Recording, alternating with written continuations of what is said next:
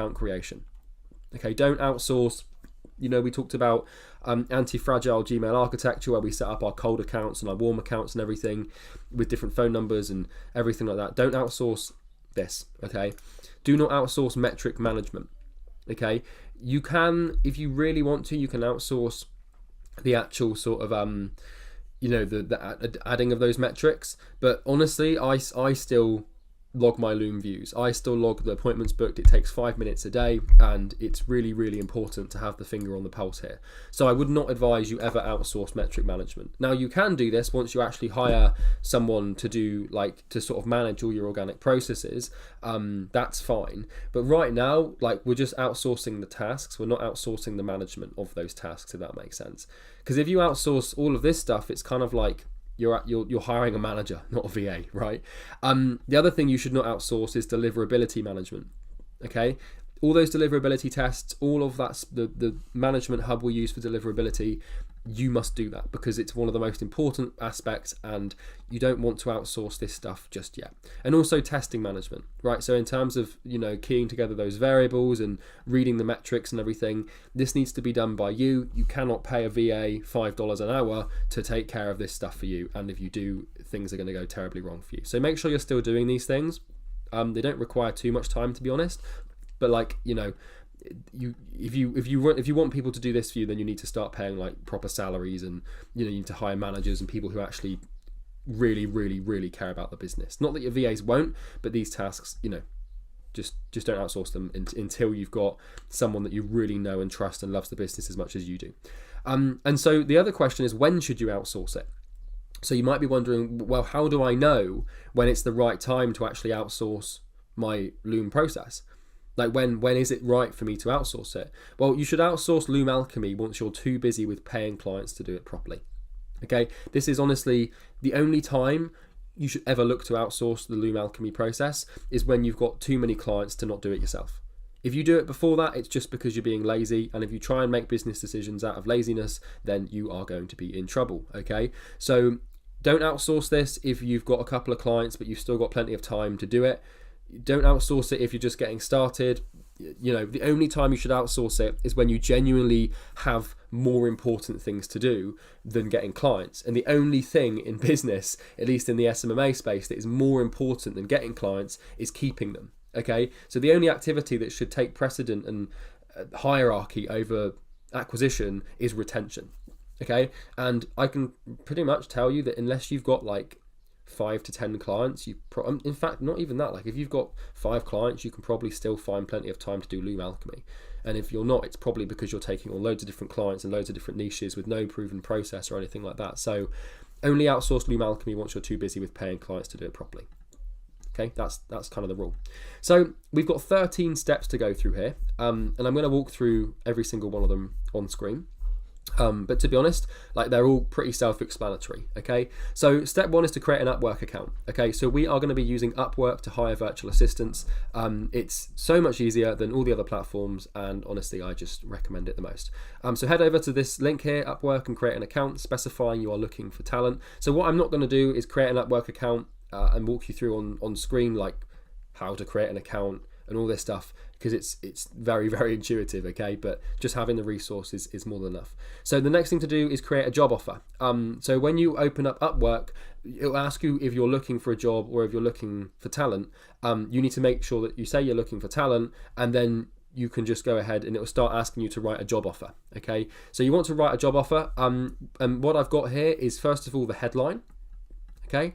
So the headline you want is experienced appointment setter required to source and send cold emails, in brackets, with room to grow. This is going to work wonders for you because a lot of people just want that sort of room for growth. That's the headline. Then it will ask you for the skills required. So lead generation, email handling, appointment setting, email communication, list building, email marketing, communication, lead nurturing. You can add more if you think it's necessary, but these tags should be fine. Scope is medium. So it will ask you about the scope of the work. Is it really, really easy work, just adding leads to a spreadsheet, or is it really hard work, i.e., managing people or copywriting or whatever? But we just put medium because it's not like Loom Alchemy process, it's not really easy, but it's by no means hard, so it's in the middle. Length, more than 6 months. So it will ask you how long you intend on hiring them for. If you put more than 6 months, you will attract people who want long-term work, and they are the people that we want to be working with. Level of experience, just put expert. Like, it will ask you like what level of experience you're looking for with the job. It will say, do you want intermediate, do you want beginners, do you want, just put expert. Like, as we go through here, you just want to aim as high as you can, really. Like, just go straight for the top, go for the best VAs who are going to be with you for the longest period of time, using words like experienced. Honestly, it's just going to work the best for you. Location, worldwide and Philippines. So we want to just source VAs from the Philippines. I've only ever used VAs from the Philippines, and I've always found them to be the loveliest, most hardworking, trustful people. Obviously, there's a few bad apples in there, but honestly, I would just go for the Philippines. Their English is usually really good. They're really nice people, and they're really nice to work with. Hourly rate, you can set it $5 to $10. This is up to you. It's honestly your prerogative what you want to pay VAs. I honestly refuse to pay anyone less than $5. Even then, it's a bit like that's a bit of a stretch. I'd rather just pay them $7 or $8. Like, I think that paying $3 an hour for a VA is borderline criminal. It's not criminal, like, because some people are really happy to work for that amount of money, but don't stinge out on this stuff. It's an extra $2 or $3 here or there. Don't just go looking for VAs that you can outsource for, like, we're not Nike, we're not Adidas, we're not looking for slave labor, for God's sake. So just, pay them $5 to $10. Doesn't have to be more than $10. Anything less than $5 is honestly a bit of an insult. And, in this space, if you pay peanuts, you get monkeys. Okay, so just somewhere in the middle here, like $7 an hour, $6 an hour. 5 is a fine. Anything above 10 is too much, at least for this specific task. So that's the hourly rate. And then what we've got here is a job description. So what it will ask you to do after, in fact, I know I said I wasn't going to do this, but I am going to do it just so you can clearly see exactly how this works. If I just go in here to my Upwork account, this is a very old account actually. Haven't used this one for a long time, but I can just demonstrate how this works, okay? Okay, so yeah, you'll see here my postings. You just press post a job, and oh, okay, so it looks like Upwork is here. Okay, that's fine. Okay, cool. So as you go through here, so what you want to do is put short-term or part-time work. They're not going to be working more than 30 hours a week. We're just doing Loom Alchemy stuff here. It's probably going to be like 10 to 30 hours a week. No more than 30, of course. Continue, enter the name of your job post. This is obviously the headline, okay? So let's just do this real quick. Okay. And then job category, you can just put, virtual / administrative. This is fine, honestly. And if you just go next here, it will ask you for the description, right? So the description, you can just copy this here. Okay, so this is the description that we use to hire VA specifically for Loom Alchemy. So, instead of you having to write all this out, we've sort of just got it for you. Have a read through, make sure that you are sort of happy with everything here. One of the main points of this description is that we're looking for VAs that have a laptop or computer with a 64-bit processor. The faster their computer, the more efficient they will be. Honestly, I would not even bother thinking about hiring a VA with some shitty old 2013 Lenovo laptop that takes 6 hours to boot up. Like, seriously, the speed of their computer is really important, and also the speed and reliableness of their internet connection is really important as well. So, we need to put these technical requirements in. Skills required, excellent English is a must, knowledge of Google Sheets, of Gmail, dealing with warm leads, understanding lead nurturing, flexibility with working time and hours. So flexibility is really important here. I put it under skills required because it's not really a skill, but it is required.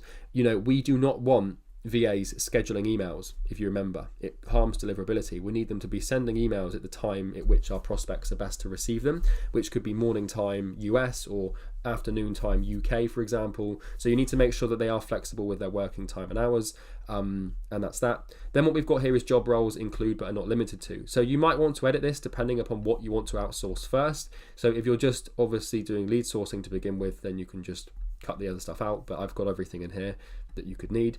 Then what we have is this little note. It says put number 88 in your application so we know you've taken the time to read this description. So this is handy because a lot of people on Upwork, they just sort of go around applying for jobs without actually reading it, and they just try and make it a numbers game. So what we do here is we can sort of separate the wheat from the chaff just by putting 88 in the application, then we know that the people who put 88 in their application have actually read it, and they've paid attention to detail, right? Because when you're hiring people, attention to detail is something you should definitely look for. So that's helpful. And then required personal attributes. Honestly, I don't go too hard on this because everybody thinks they're amazing and everybody can just apply regardless of what you put here. But these are the main ones: work ethic, focus, efficiency, English skills. Okay. And then what we do is expect a long-term role with plenty of room for growth, approximately 2 hours per day to start, but this can grow if you're good. So, we want to hire for the long term, and we want to hire for potential as opposed to innate talent. And we want to grow with people and sort of help them expand their career within our company.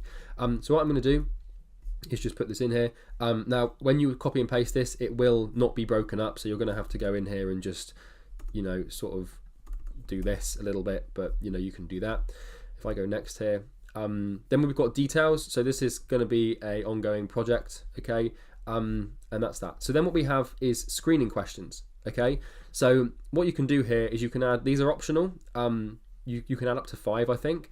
Yeah, it says 5 here. But what you want to do is create your own question and basically have these 5 questions in here.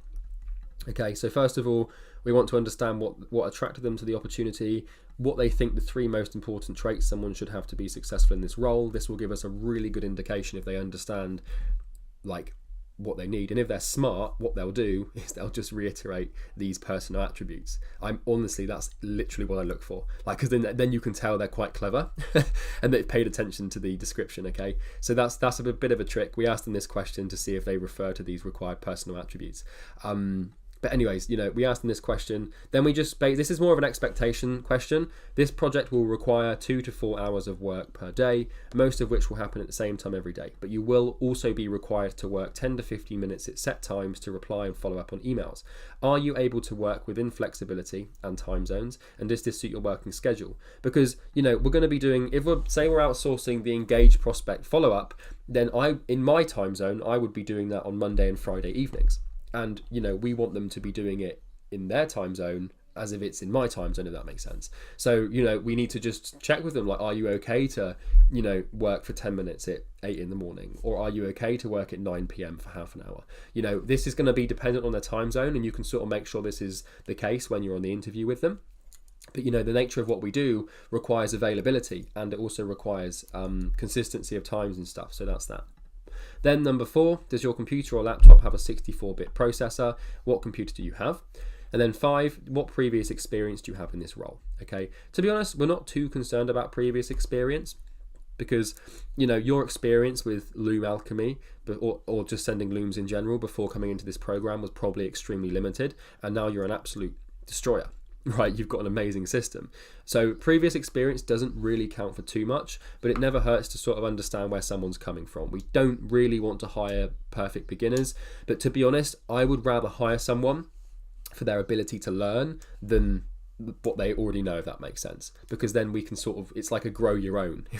I would rather someone come to me with no previous experience, but a really, really good sort of attitude towards learning and an open mind than someone who thinks they already know everything and isn't willing to change. So we're not too concerned about previous experience. It will help us a little bit, but I'd rather have someone who's a fresh sort of hire, if that makes sense, that we can train. So these are screening questions. When you receive these responses, you want to look out for grammar and spelling errors. Okay, those that put more effort into their answers are more likely to be conscientious and driven. If they can't be bothered to send a completed application, what do you think their work will look like when they're doing what do you think their work will look like when they are doing more complicated tasks? Really important question. So, when we send out these questions, these screening questions, which you can put in here, you really want to when people are going to answer these, they can't answer them without, if they don't apply, they can't answer them. But the answers they give here, if it's just